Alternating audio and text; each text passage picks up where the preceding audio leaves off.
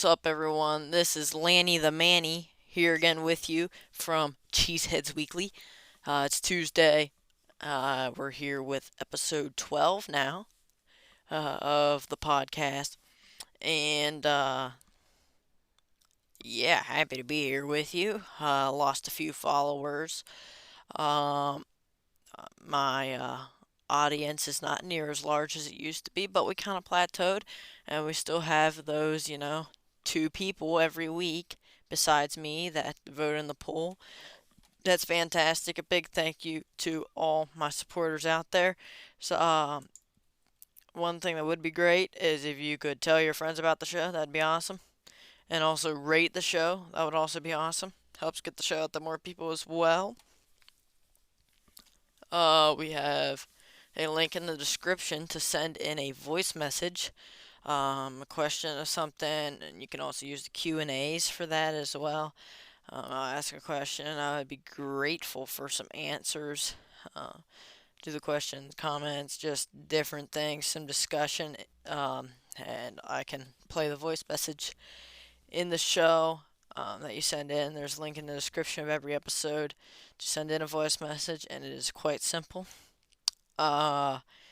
So you can do that, and I can play that in the show or not, depending on what you want me to do. I do listen to the messages before I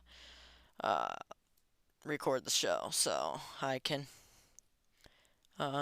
either put them in or leave them out. So the show is available on Spotify, Google Podcasts, iHeartRadio, Stitcher, and Pandora. And we got new episodes coming out every Tuesday. You can also hit the bell on Spotify if you want to be notified when a new episode comes out. The Q&A and polls are exclusively on Spotify, so that is one downside to them, but they're a really fun thing, and I think most of my listeners are listening on Spotify. Okay, so Aaron Rodgers and the Packers and the Jets trade forthcoming, or is it? Some new speculation out there. According to Craig Carton, the 49ers are preparing to make a run for Aaron Rodgers should the deal with the Jets fall through. He said that San Francisco has made available 2 third-round picks in this year's draft and a first-round pick in the 2024 draft. I think the Packers would probably be willing to accept that. Probably. And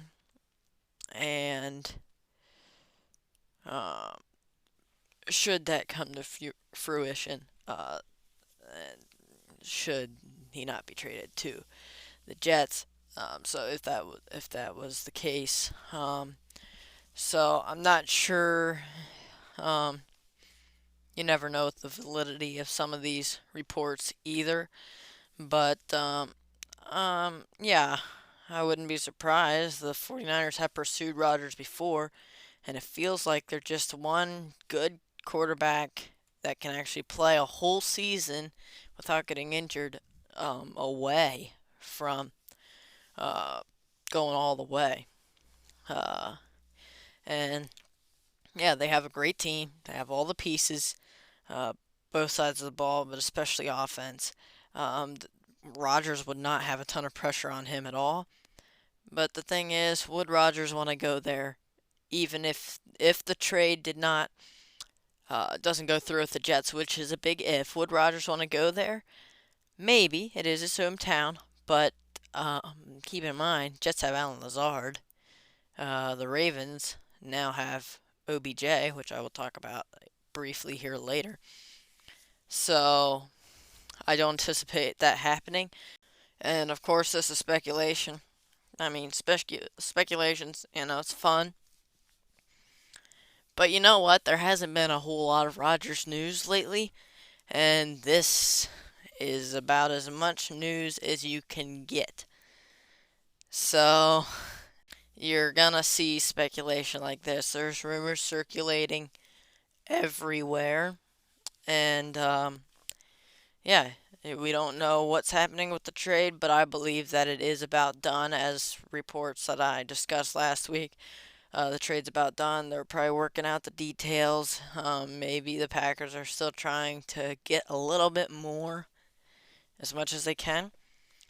My guess is it'll come right down to the wire, but I'm guessing the trade is mostly completed and will be so until the draft, until it is becomes official, which will be draft day or a little bit before. That's my guess at this point. Um, and why not? Packers can wait that long. I think the Jets can wait that long. And Jets, yeah, I'd say the Jets certainly can wait that long. Off-season program, I don't believe starts until after the draft. Um, and so they don't really need Rodgers in the building till then. Packers don't really care either way, except they do want some compensation in the in this year's draft, probably. So that's where things stand. No, I do not think the deal with the 49ers will happen. But if it did, the 49ers would be absolutely the team to beat in the NFC, if not in the whole NFL. So yeah, it makes for a great read, clicks, and you know, rumors gets people talking. It makes for something to talk about with this Rodgers stuff, but I don't anticipate any of it um, coming to fruition.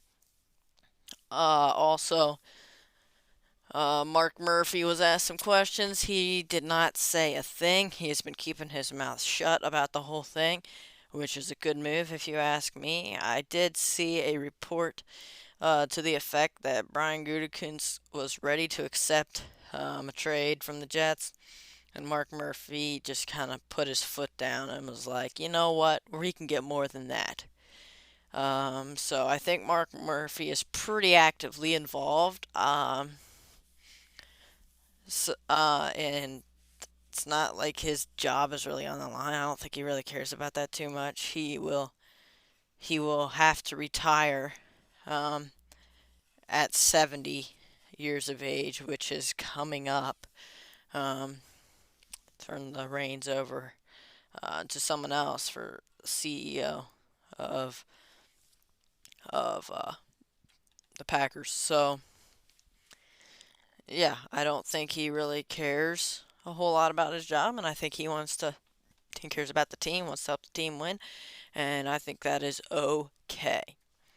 So Odell Beckham has there was a report saying that he was going to visit the Jets on Monday, visit them, talk to them. Aaron Rodgers, I think, has been in contact with him. It certainly looked like he was going to go to the Jets. There was a report also earlier than that he was leaning towards the Jets. But the Ravens um, happened to give him an offer he could not refuse. And that was $15 million 1 year deal, guaranteed 15 million, and he can make up to 18 million. So wow, that is way overpaying for Odell Beckham. I have I have no doubt that the Ravens were made that move to bring Jackson back. It sounds like Jackson. Yeah, that would sounds like Jackson. It's to appease him. They want to bring him back, obviously, and he wants way more money than he's being offered by Baltimore or anyone else. Way more than market what the market says he's gonna get. No one's really seems to want Jackson. But OBJ wants to play with him, and there's a report saying that OBJ kind of believes that Lamar Jackson is going to come back. They've probably been in contact with each other. And there's also reports saying that Lamar Jackson recruited him to Baltimore. So it sounds like Lamar Jackson is probably going to stay in Baltimore. Now, whether that is on a big guaranteed deal that he wants long term, or if that is just this year, on the franchise tag, we don't really know. I would think at this point the relationship is bad enough that Jackson probably won't be staying long term. I don't think he's going to secure the bag. I think he's still going to care about the money, but I think he's willing to give it 1 year on the franchise tag now that OBJ is there. And I think those two will be ecstatic to play with each other. And I think, honestly, they will play pretty well together. Now, here's the deal. Um, while the move does make some sense for Baltimore just in terms of wanting Lamar Jackson there, it makes absolutely no sense in terms of money, okay? That is they paid him about double what he should have been paid. Odell Beckham, he's getting older. He's been injured way too much. He's torn like two ACLs very close together. He did with the Browns. Um, I don't recall if it was different knees, same knees. Either way, it's a lot. A lot of injury trouble recently, and did not play at all last year. So I don't know. It's for the Ravens. I think it's an okay move overall, just based on I think they accomplished what they wanted to. I think Lamar Jackson will be back for at least 1 year with OBJ there, but is that really a great move long term? Uh, I don't think so. It's not going to keep Jackson there long term, I don't believe. Um, but of course, there doesn't seem to be much other interest in him. So I don't know. I think maybe Lamar Jackson's thinking, well, I got OBJ. We're gonna have some fun. I'll throw to OBJ a lot. Will be great. I'll have another fantastic year. Focus on staying healthy, and then maybe teams will want me, and I could just leave the Ravens. OBJ is only here for 1 year anyway, and so we'll have a great time. I'll play really great. I think Lamar Jackson is really happy, really, really happy about this because I think after this year he's thinking he can secure the goods. But will he really? I don't know. It's a big if whether either of them will be able to stay healthy. Will both of them play all 17 games next year? I'm a little bit skeptical, especially on OBJ's end. Lamar Jackson is not terribly injury prone, like people keep saying. It's not that he's been getting injured while running and taking hits or anything. Sure, it's good to slide, but it's not been because of that. It's just been other things, and so while yeah, he's a little bit more injury prone than other quarterbacks, any quarterback can get injured, and he's just kind of had that bad luck on the injury front. So, definitely from a money standpoint, this is not a great move. Um, Long term, not a great move. Short term, it might work out this year. They might have a pretty good year, but are they really going to get to the Super Bowl? I don't think so. There's the AFC is too stacked. There's too many question marks around OBJ and Lamar Jackson. I'm not sure the relationship is great, and when you don't have great relationships with the organization, um, it's not that is not very helpful either. So I'm not even totally sure that they would be able to win their division with the Bengals around, and of course the Browns and Steelers. I think they could finish second. It's possible they play a little better than the Bengals, win the division in the regular season if everyone stays healthy. But the Ravens don't really have that good of a team to surround Lamar with. OBJ and Lamar Jackson are not going to do it. They're not going to bring the team a championship. It's just not going to happen. not in the AFC. With Patrick Mahomes, Josh Allen, Joe Burrow, and Joe Burrow right in their own division. So, I'm sorry. And you also got rising stars like Herbert, Lawrence. Um, yeah, it's not going to it's not going to work out that great either way. Lamar Jackson's happy, OBJ's happy for this year, and I guess we'll see what happens after that. So I said last week that I was going to do a draft 2022 draft class review for the Packers. We're getting into draft season. I want to review that, and then hopefully next week we'll talk about this year's draft, some prospects I like, and maybe do mock draft. I don't know, some rankings, big board type stuff, players I would want to see them draft in certain rounds. I don't know. We'll figure something out. And if you have any ideas, feel free to send me in a voice message or tell me in the Q&A, something like that. Leave a comment. But yeah, it'd be great to have your input on that, on what exactly you think I should do. Um, and I might, if you're a Packers fan, you know about the Packers a little bit at least, about the Packers' third round pick history and how atrocious their third round picks as of late have been. Might go back and review some history. That's always fun doing little things like that. So yeah, you have any suggestions, please send those in. Um, so their first selection last year, they got Devondre Campbell, and they're like, man, we see what a linebacker can do. Their first good linebacker, and no one saw it coming. But he was a huge difference maker, and I think Goody's like, wait a minute, we got this.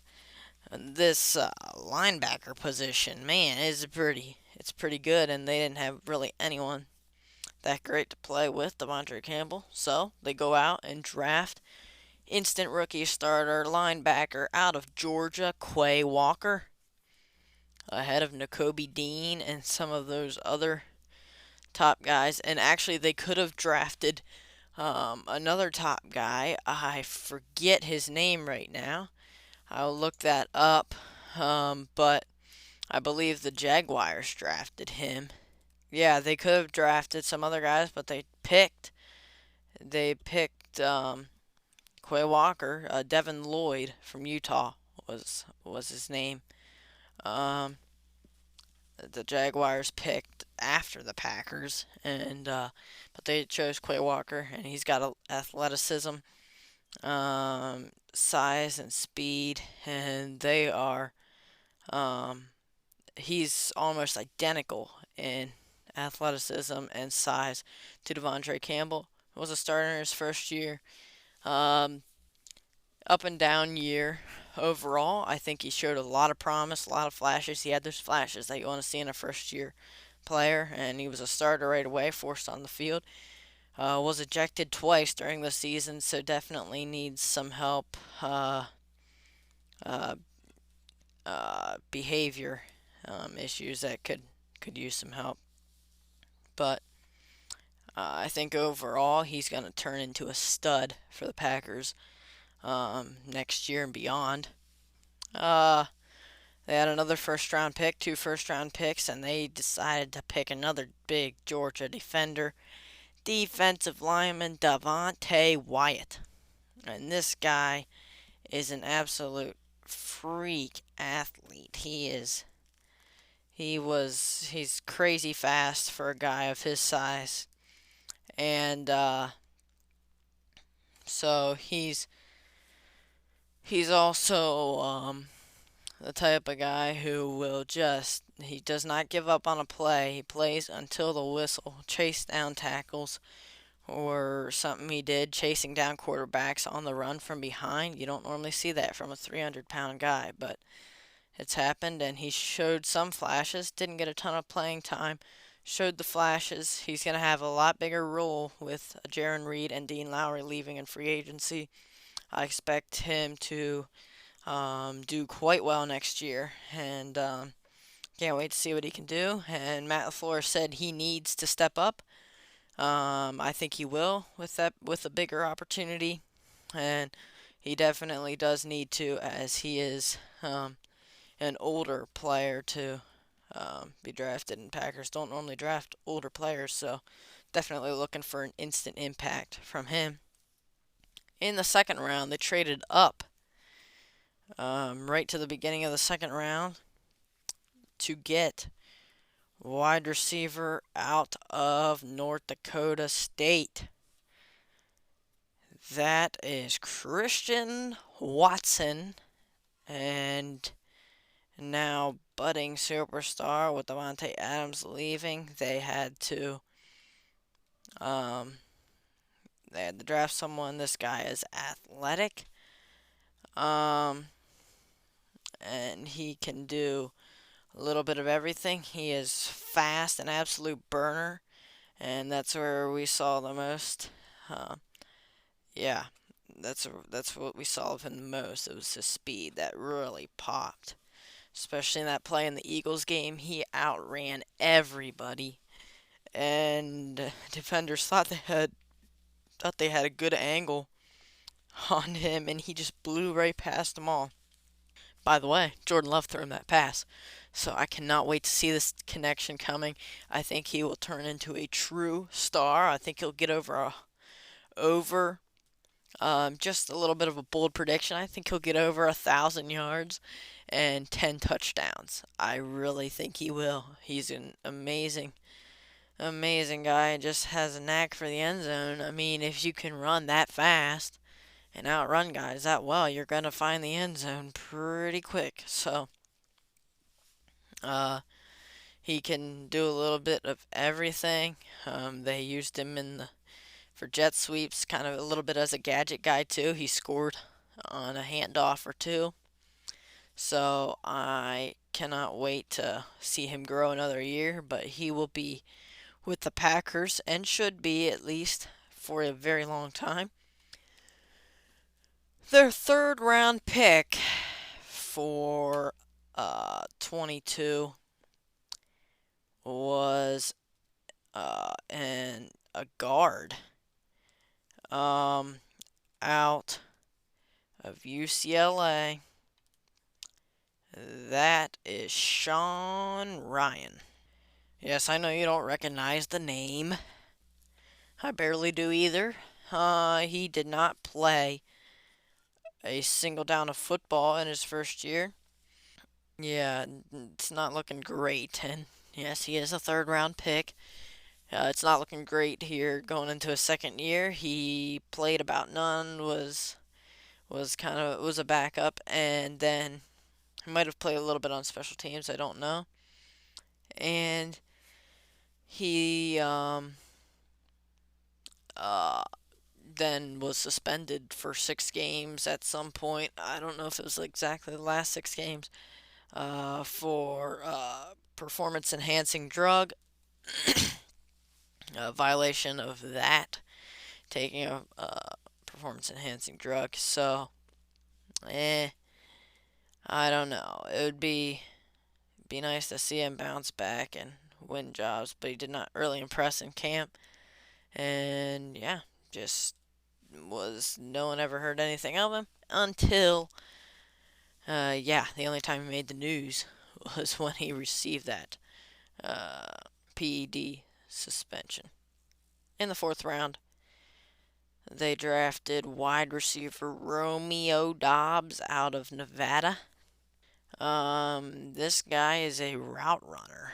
He was great in his first year. Didn't get um, all the stuff, all the highlight reel plays that Christian Watson had, and it was certainly up and down, which Watson was too.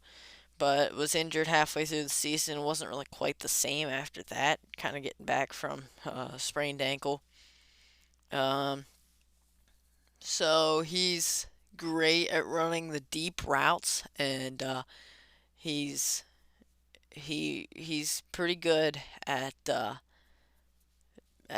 grabbing balls, 50-50 balls. I think he can do well at that. Now, he was a little bit inconsistent with his catching. I think eventually he will be able to be that guy, kind of like a Devontae Adams, except not probably not quite on that level. But Matt LaFleur has already said that he has some movement skills like Devontae Adams, and you don't hear Matt LaFleur comparing guys to Devontae Adams very much. So that's big for Dobbs, and I can't wait to see him continue to develop as the Packers' number two receiver. And as of now, he is a better route runner. Not as fast, obviously, but still pretty fast. Can be a deep threat, and is a better route runner than Christian Watson is. Zach Tom was their next pick. Offensive lineman, can play probably all seven positions on the offensive line. Very versatile. And he played left tackle and center in college, and he was playing. I'm not sure. He might have played a little bit of guard for the Packers. He wants to be kind of like another Elton Jenkins for the Packers. He wants to be able to play all seven positions. I believe he can. I think the Packers think he can. And he was good, forced into a starting role uh, with some injuries. David Bakhtiari, and yeah, he filled in quite well. So quiet contributor, but was very very good as a starter. Uh, Kingsley Enagbari, they got him in the fifth round. I thought that was a very good value at the time. I thought he was projected at one point during the offseason to be like second, third round pick. They got him in the fifth round, and that was due to his lack of athleticism. Did not test that well, but he is good. He has length and he's got power, and that is what uh, yeah, he was also a starter when Rashawn Gary was hurt, and I thought did pretty well, showed flashes, and yeah, I can't wait um, to see what he can do as he continues his development. And Rashawn Gary will probably be a little while till he comes back, during the season. So Enagbare will probably be on the edge alongside um, Preston Smith, and he will for sure be at least a good rotational guy for a while for the Packers. And his comparison is Zadarius Smith, so we all know what Zadarius Smith can do. Linebacker slash safety Tariq Carpenter. They got him from, I'm not sure exactly where, Georgia Tech, I believe. And he was just a special teams guy and did pretty well. Core special teams guy, so that's great. He will be on the roster again with depth limited at safety. Another seventh round pick was defensive lineman Jonathan Ford from Miami. He um, did not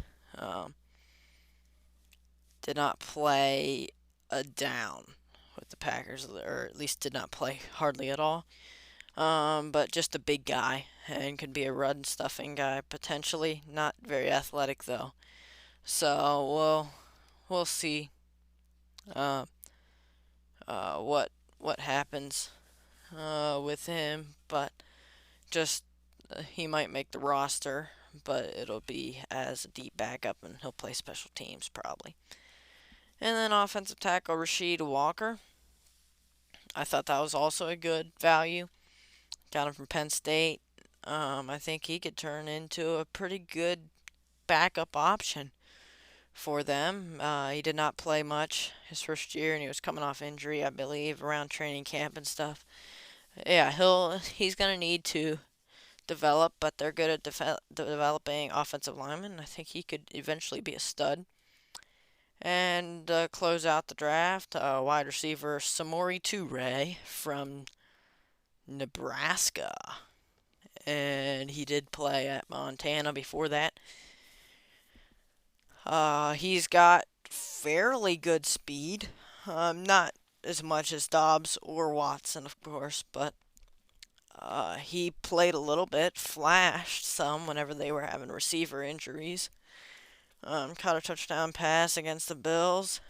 So I'm looking forward to seeing what he can do, and I think he was very productive. I think he could eventually develop into a pretty nice target for Jordan Love in the future, and he will likely earn a roster spot as well. So overall, I think the draft class was pretty good going into um, their second years. I think, honestly, to be quite honest, the worst pick so far was Sean Ryan. The other guys, I think, will contribute and have contributed some. So uh, we'll see what happens, I guess. But yeah, we are out of time. So thank you for listening to this episode. New episode next Tuesday. Check out the Q&A and polls. I will post something in there this week and every week. And we will also, uh, yeah, you can also send in a voice message, which would be great for discussion and everything, and tell your friends about the show as well. And I guess I will talk to you later, like next Tuesday, maybe. Goodbye.